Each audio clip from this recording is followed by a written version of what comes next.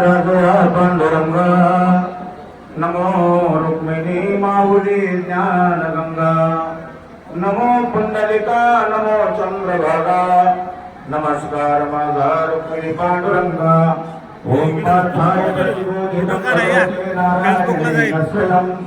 व्यासेन ग्रथिता पुराण मुनिनां मध्ये महाभारतम् आधुनिकं कृतवर्षे मस्तदशध्यायने मम्मत्वान् संददामि भगवद्गीते भगवद्वेषिणे नमस्तुते व्यास विशालबुद्धे पुल्लारविन्दाय यतपत्रनेत्रयणत्वया भारततैलपूर्ण प्रज्वालितो ज्ञानमयप्रदीपा प्रसन्नपरिजाताय वेत्रे तपाने कृष्णाय ज्ञानमुद्राय गीतामृतविहि नमः मङ्गलं भगवान् विष्णु मङ्गलं गरुडध्वजः मंगलम पुंडरीकाक्ष मंगलाय तनोहरी रामकृष्ण हरी.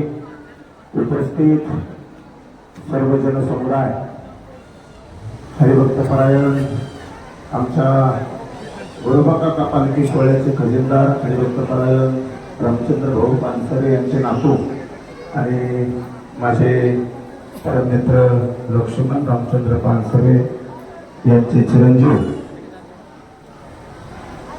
त्याचबरोबर स्वर्गीय यांची कन्या चिसोका प्रियंका आणि मयूर यांच्या विवाह प्रसंगी आपण सर्वजण इथे उपस्थित आहात. माझ्या अगोदर सर्व माझ्या मित्रपरिवारानं आलेल्या पाहुण्यांचं स्वागत केलंय. खरं तर हिंदू धर्मामधील विवाह सोहळा हा अत्यंत उंचीचा सोहळा मानला जातो. भारतीय धर्मसंस्कृतीमध्ये जीवन जगत असताना भारतीय धर्मसंस्कृती ही 16 खांबावर आधारित आहे आणि ती 16 खांबाची जी भारतीय धर्मसंस्कृती आहे त्याला 4 कोपऱ्यावर 4 भागवत धर्म आहेत आणि ते भागवत धर्मामध्ये 4 आश्रम आहेत आणि त्या आश्रमामध्ये सर्वात पवित्र आणि श्रेष्ठ मानला जाणारा आश्रम म्हणजे गृहस्थी आश्रम. खरं तर चिरंजीव मयूर आणि चिरंजीव चिसोका प्रियंका त्यांनी आतापर्यंत आपल्या जीवनाचा ब्रह्मचर्य आश्रमाचं पालन करत आपल्या जीवनाचा इथपर्यंत केलेला प्रवास आणि खऱ्या अर्थानं आज त्या ब्रह्मचर्य आश्रमाचा त्याग करून गृहस्थ आश्रमामध्ये प्रवेश करत असताना आपल्या सर्वांच्या आशीर्वादाची, आपल्या सर्वांच्या स्नेहाची त्यांना गरज आहे आणि म्हणून तर हा विवाह सोहळा या ठिकाणी संपन्न होतोय. तेव्हा पुढील जीवन त्यांचं सुखाचं, समृद्धीचं, आनंदाचं, ऐश्वर्याचं, भरभराटीचं जावो. त्यांच्या हातून देव, देश, धर्म, आई वडिलांची, सासू सासऱ्यांची सेवा करू.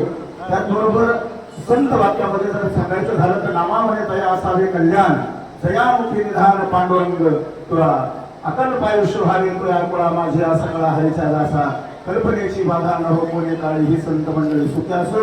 या संत उक्तीप्रमाणे या वधूवरांना आपल्या सर्वांच्या साक्षीना शुभाशीर्वाद देतो आणि पुढील कार्य पुरोहितांनी सुरू करावं अशी मी त्यांना विनंती करतो. पण 1 मिनिट